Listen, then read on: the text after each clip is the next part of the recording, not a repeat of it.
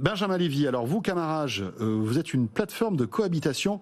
Alors c'est intéressant parce que justement, souvent quand on est vieux, on peut se retrouver parfois un peu seul. Et on a malgré tout beaucoup d'expérience, beaucoup de choses à transmettre en quelque sorte.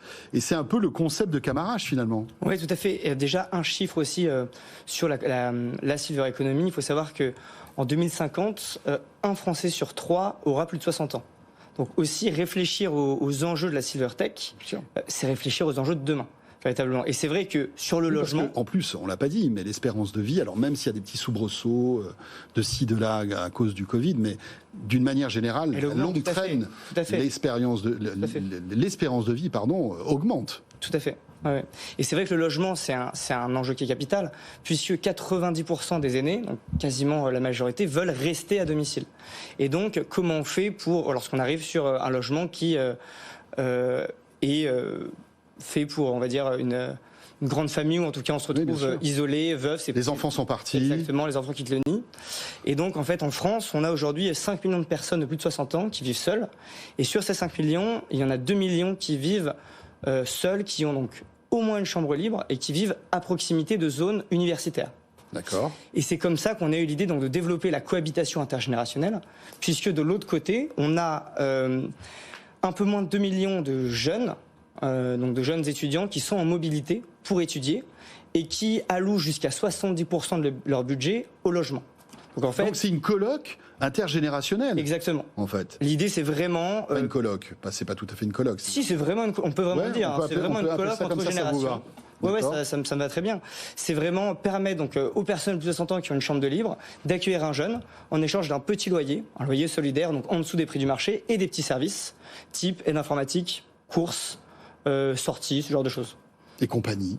Et compagnie, évidemment. Il y a un lien. L'idée que qu'un lien social se crée. Vous avez parlé de la transmission, c'est en effet un élément qui est super important. Oui, bien sûr. Aujourd'hui, nous, on a échangé avec énormément de seniors qui peuvent se sentir aussi un peu rejetés dans cette société qui demande toujours plus de productivité. Qui va de plus en plus vite aussi. Tout à fait. Et en fait, prendre du temps un moment pour échanger avec une génération différente qu'on n'est pas forcément amené à côtoyer au quotidien, c'est forcément super enrichissant. Alors, vous avez mis en place une plateforme justement de mise en relation entre les étudiants et les seniors, c'est ça ? C'est ça. C'est-à-dire qu'en fait, on se rend compte que la plupart des seniors, 60-75 ans, si on veut un petit peu schématiser, sont plutôt à l'aise avec le digital et savent en fait... Oui, parce qu'ils ont travaillé pour la plupart, ont eu une partie de leur carrière avec le numérique. Tout à fait. 90% des 60-75 ans, par exemple, ont un profil Facebook. Bien sûr, ou un smartphone. Oui, exactement. Et donc, en fait, ces personnes-là, on est en contact directement avec elles. Souvent, elles s'inscrivent directement sur le site.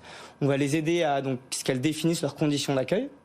Et ensuite, on est également en lien avec les personnes de plus de 75 ans, mais plutôt via leurs aidants familiaux. Donc les enfants de ces seniors qui aimeraient bien que leur papa ou leur maman ait une présence rassurante et aussi un petit complément de revenu qui pourrait éventuellement être réutilisé dans de la téléassistance ou de l'aide à domicile. Et donc c'est un petit peu les deux publics avec lesquels nous on est en lien. Alors, typiquement pour l'étudiant, il y a un intérêt, on va dire, économique, c'est-à-dire qu'il paiera moins cher qu'une chambre universitaire ou un appartement en coloc. Quels sont les tarifs, en fait ? Vous avez élaboré une grille ? Comment ça fonctionne ? Alors, en fait, on a mis au point un algorithme de prix qui, par rapport aux données du marché, va donner le juste prix de la cohabitation. Pour donner c'est vrai qu'à Paris, ça coûte pas le même prix qu'à Dijon, quoi. Exactement. À Paris, en moyenne, on est autour de 450 €. Par mois ? Par mois, ouais, c'est ça, par mois. Pour une chambre ? Pour une chambre de minimum 9 mètres carrés. D'accord. Avec éventuellement 1 heure de service. En moyenne, nous, c'est 1 heure de service par semaine. Et en province, on est plutôt autour de 300 € par mois. D'accord. Alors que si un étudiant est à Paris et veut avoir sa chambre universitaire, ça lui coûtera combien ? Alors, un T1 à Paris, en moyenne, c'est 850 €. Oui, d'accord. Donc un T1 de 10 mètres carrés, c'est beaucoup plus cher. Et en résidence, on est entre 800 et 1200 €. Et là, l'étudiant a malgré tout toujours droit aux APL, etc. Il peut bénéficier de toutes ces aides ? Tout à fait. Dans le cadre la cohabitation intergénérationnelle s'inscrit dans le cadre d'une loi spécifique, qui est celle de la loi Elan, qui date de 2018. Ah oui, qui permet. C'est tout récent, ouais. Donc il y a vraiment une volonté politique de promouvoir ce type d'action. Exactement. Et donc le jeune a droit à ses APL. Le senior peut accueillir un jeune dans le parc privé comme dans le parc social, là où avant c'était impossible. Et c'est un contrat qui est flexible parce qu'il peut être interrompu avec un préavis de 1 mois seulement. Donc l'idée, c'est vraiment de développer en effet au maximum la cohabitation. Vous en êtes où, Benjamin? Vous avez déjà, enfin, ça fonctionne déjà, Camarage? Oui, on a à peu près 80 cohabitations en cours, dont une trentaine à Paris. Et travaille. Alors, ça se passe comment? Ça se passe super bien. Globalement, on va dire 95% des seniors veulent prolonger la cohabitation. D'accord. Donc soit avec le même jeune s'il reste dans la même ville pour faire ses études, ou soit avec un jeune différent que nous on recherche, justement on travaille cet aspect, ce matching, comme on dit. D'accord.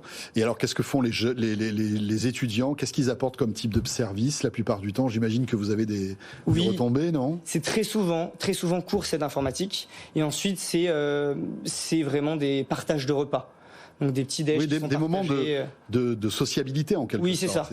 C'est ça. L'idée, c'est que ce soit pas un cadre rigide. C'est qu'il y ait vraiment une relation qui se crée de manière naturelle entre le jeune et l'hébergeant. Naturel, en fait. C'est ça. Comme une coloc. Très bien. Et alors vous, quel est votre business model? Nous, on prend un peu comme une agence solidaire, on prend des frais de mise en relation que vous nous payez le jeune, et ensuite une commission sur le loyer s'il y a un loyer. D'accord, très bien. Voilà. Eh bien, merci beaucoup à tous les deux. Donc Zerender avec Emmanuel Decles.